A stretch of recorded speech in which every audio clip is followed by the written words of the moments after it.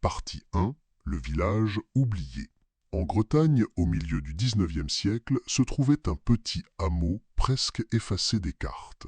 Kerjak, un nom que peu d'habitants de la région osaient prononcer à voix haute. Pourquoi? Parce que Kerjak avait la réputation d'abriter une malédiction. Les voyageurs qui s'y aventuraient parlaient de silence pesant, de regards fuyants et de disparitions jamais élucidées. Officiellement, Kerjak comptait une quarantaine de familles, mais dans les archives de la préfecture de Quimper, un fait troublant apparaît. Entre 1820 et 1855, plus de 60 personnes y furent déclarées mortes ou disparues, un chiffre énorme pour un si petit endroit. Et vous? Que feriez-vous si vous découvriez que dans le village voisin, les familles entières disparaissent sans laisser de traces? Iriez-vous enquêter ou détourneriez-vous les yeux? La rumeur locale disait que tout avait commencé avec l'arrivée d'un homme, l'abbé Morel, un prêtre à l'allure austère, qui s'était installé dans le village en 1821, prétendant vouloir ramener les âmes à Dieu. Mais très vite, ces messes prirent une tournure étrange. Il parlait d'épreuves nécessaires, de souffrances purificatrices et de pactes avec les ténèbres qu'il fallait briser. Les villageois, superstitieux, le suivirent pourtant, car en Bretagne, la frontière entre catholicisme et ancien rite païen était encore floue. Les premières disparitions eurent lieu l'année suivante. Une fillette de 10 ans, envoyée en retraite spirituelle à la cure du prêtre, elle ne revint jamais. On parlait d'une maladie foudroyante. Mais aucun corps ne fut montré. Puis ce fut un marin, puis une jeune mariée. Toujours la même explication. Dieu les avait rappelés à lui. Le village peu à peu sombra dans une terreur muette.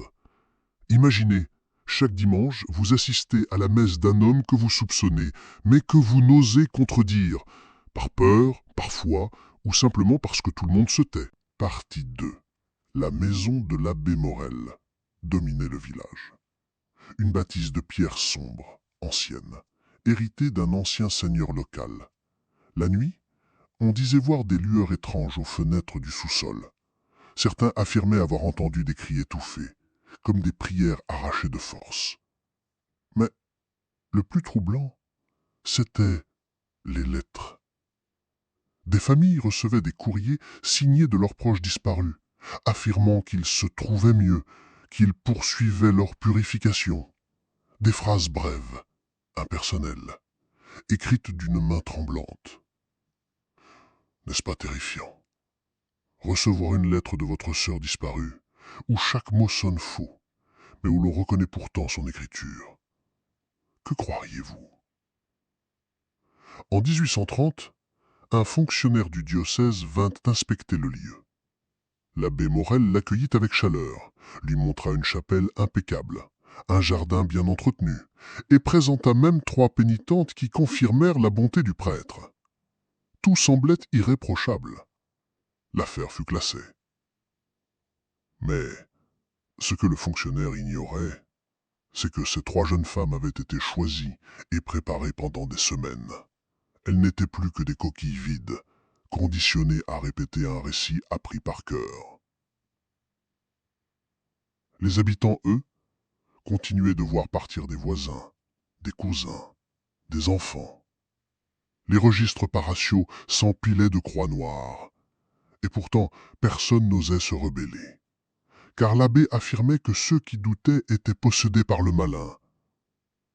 Vous seriez resté silencieux? Ou auriez-vous risqué votre vie pour dire la vérité? Partie 3. Le témoin brisé. En 1835, un événement fit vaciller le mur du silence. Une femme, nommée Élodie Karadec, parvint à fuir la maison de l'abbé.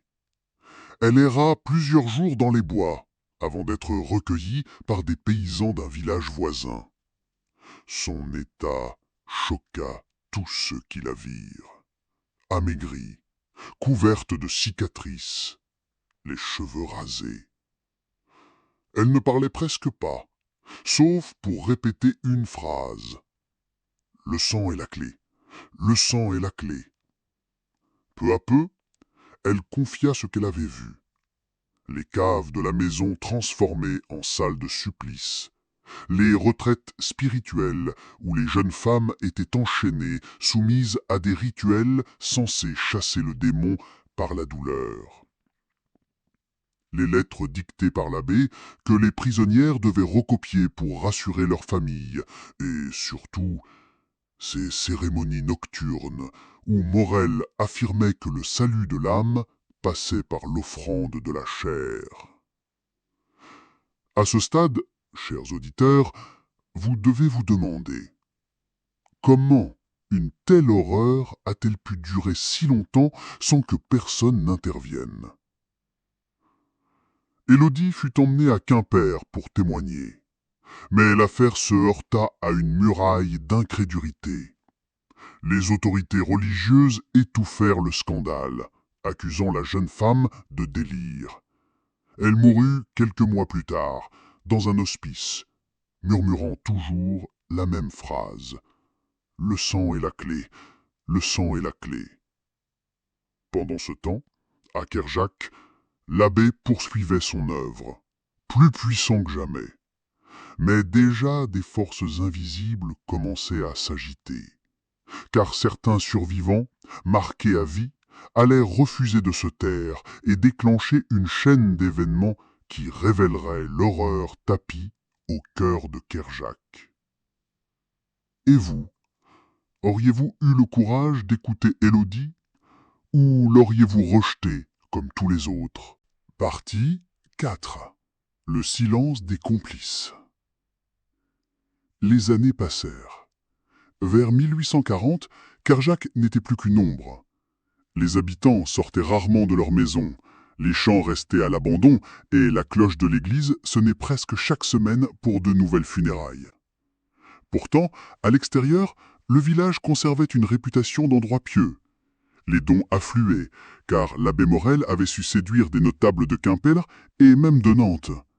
Il leur écrivait des lettres éloquentes sur son œuvre de rédemption, décrivant comment il sauvait des jeunes femmes tombées dans le péché et leur rendait une nouvelle vie. En réalité, ces nouvelles vies se terminaient toujours de la même façon, dans les caves de pierre de la maison. Terrifiant, n'est-ce pas?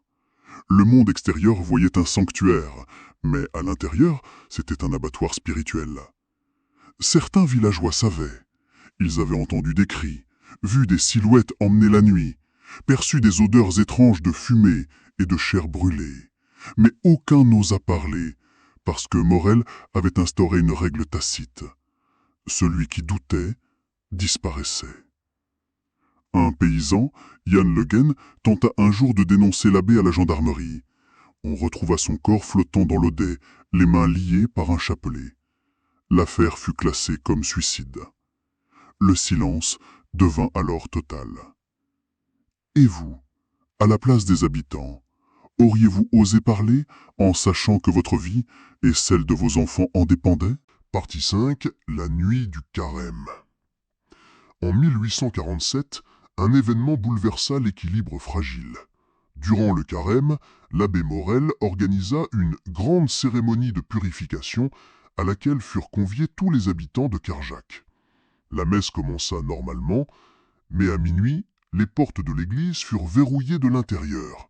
Des cierges furent allumés autour de l'autel et Morel fit monter 5 jeunes filles du village choisies comme élues. Les familles, terrifiées, n'osèrent rien dire.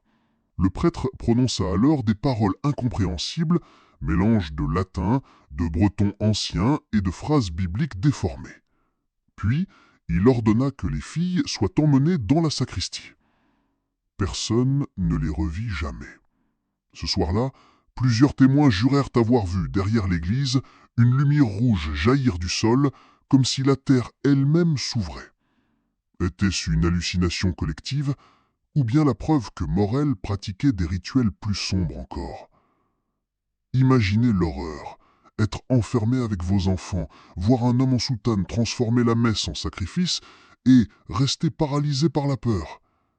Cet épisode marqua un tournant.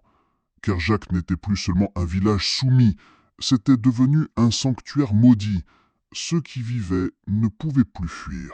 Partie 6. La chute. Il fallut attendre 1855 pour que l'histoire bascule. Cette année-là, un médecin parisien, le docteur Louis Delaunay, arriva dans la région pour étudier des cas de fièvre mystérieuse. En entendant les rumeurs sur Kerjak, il décida d'y passer.